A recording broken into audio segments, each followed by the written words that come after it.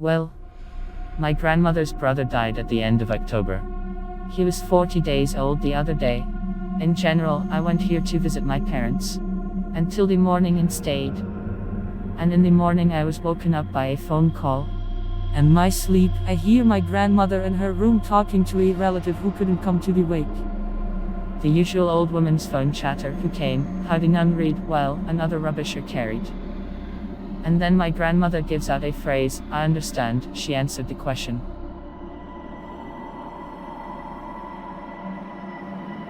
To me? No, he didn't. And Valka had it twice. Valka is the wife of the deceased. My aunt, I can tell you, is not timid. My grandmother is of gypsy blood, my grandfather is deceased, respectively, too, so imagine what kind of wife he chose for himself. I can tell from the conversation that the woman on the other end is asking when he was there. My answers, right on the night of 40 days.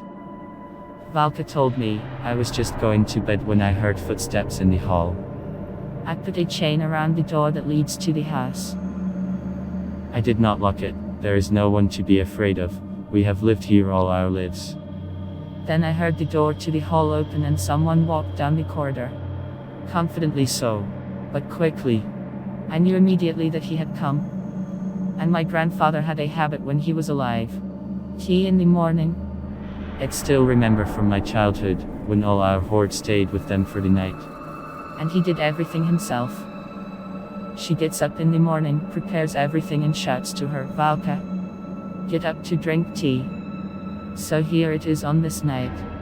I hear him, he says, he goes there. I went to the cabinet and the cups rattled. And suddenly he screams, Val, go get some tea. My insides are shaking.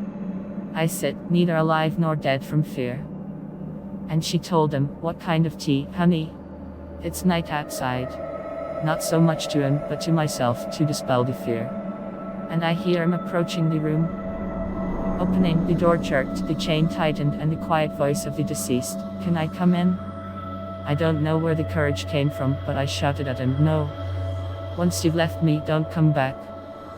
The door closed abruptly and there was a deathly silence. That's the story. And do you know what's the scariest thing about it? Well, at least for me. The fact that all these elderly people accept such things with such calmness, as if it is as common as going to the store. These are the words of the grandmothers. Well, what? Did Matyushka come? Yes, he came. I didn't have one though. Valka had one. Hey, well, that's good, I said goodbye.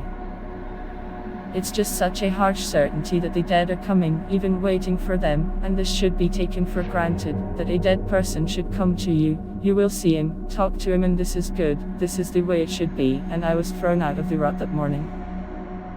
I created the channel quite recently. Please write in the comments what I need to change in the video. Please support me by liking and subscribing to the channel. Thanks.